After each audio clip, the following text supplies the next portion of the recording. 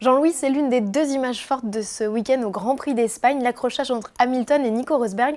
Alors tout le monde se pose cette question, qui a tort, qui a raison? Tout le monde, vous avez raison, et vous n'êtes pas la première à la poser. Eh bien écoutez, qui a tort, qui a raison, moi je vais renvoyer les deux pilotes dos à dos, comme l'a fait la FIA. Parce qu'il y a un enchaînement de petites fautes. Pour commencer déjà, Lewis Hamilton prend un départ moyen, moins bon que d'habitude, et Dieu sait que cette année, il en a fait des très moyens, des départs. Et ensuite, il fait une erreur que les débutants ne font même plus, c'est-à-dire serrer à droite pour fermer la trajectoire à Rosberg, qui naturellement passe vers la gauche. Et quand on est vers la gauche, on a la trajectoire suivante pour soi. Et c'est comme ça qu'il est passé. Bon, là, voilà. Après ça, il y a Rosberg qui se trompe dans les boutons. On voit bien qu'à l'arrière, quand on revoit les images, les lumières rouges s'allument, ça veut dire que la batterie recharge, il y a un truc qui ne va pas du tout. C'était le bouton du launch control qui justement ralentit à ce moment-là la voiture. La FIA détermine la vitesse à 17 km/h de ralentissement soudain. Pendant ce temps-là, lui, il cherche aussi à défendre sa position, ce que je n'approuve pas. Et donc, là, il y a Hamilton, il est déjà quasiment dans l'herbe. En un quart de seconde, les deux voitures sont au tapis. Alors, je vais conclure mon propos avec mes deux professeurs. D'abord Alain Prost qui m'a dit, quand on a parlé de tout ça, il m'a dit, ne nous énervons pas, il y a une différence de vitesse qui est flagrante, et là, il y a quelque chose qui s'est produit. Il avait raison. Et Niki Lauda, qui m'a dit, écoute, il reste encore 65 tours et demi avant la fin de la course. Qu'est-ce que c'est que ces façons de devenir dingue au premier tour? Et ça me rappelle un propos que m'avait tenu en son temps Prost, mais aussi Schumacher. Donc là, vous voyez que c'est des drôles de références. Et Senna également. Le premier tour, c'est là où on vérifie tout ce qui se passe, sans se laisser distancer, mais il faut tout regarder et éviter tous les contacts. Voilà, c'est ça la preuve. Ils avaient raison, ils ont toujours raison, et ça a mis les deux Mercedes au tapis. Alors, deux Mercedes au tapis, ça laisse la voie libre au jeune Max Verstappen, qui a fait une course solide grâce à une bonne stratégie et uniquement à cela, Jean-Louis? Non, pas uniquement à ça.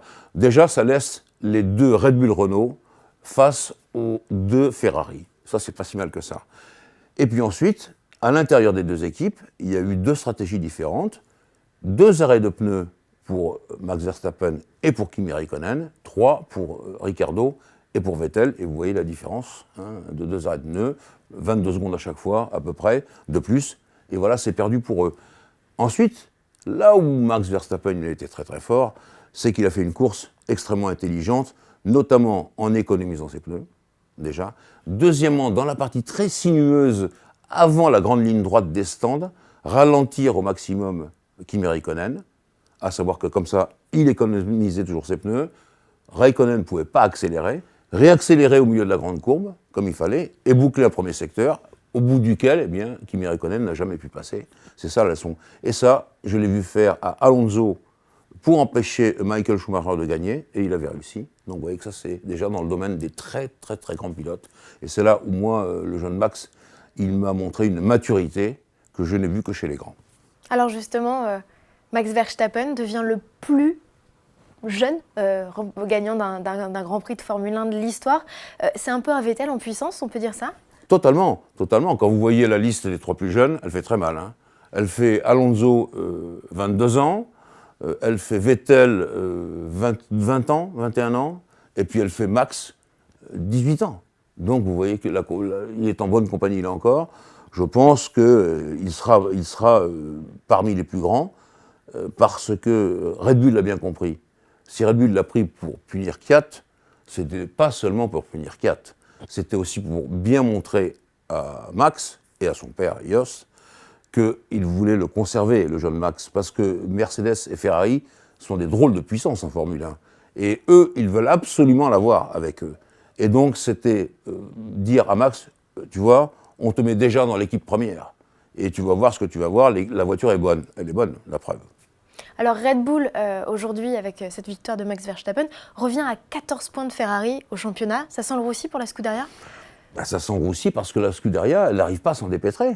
Je vois quand même qu'avec le châssis Red Bull, et ça on l'a toujours dit vous et moi, très bon, le moteur Renault, pas mal du tout, donc c'est une bonne voiture, et ça prouve que ça fait 2 équipiers très solides, parce que ce jeune Max, il vient de gagner, Ricciardo, il n'est pas manchot non plus. Moi je pense que contre Vettel et contre Räikkönen, Eh bien, les rouges, ils ont du souci à se faire. Et je crois qu'une nouvelle fois, on leur met trop de pression sur la tête.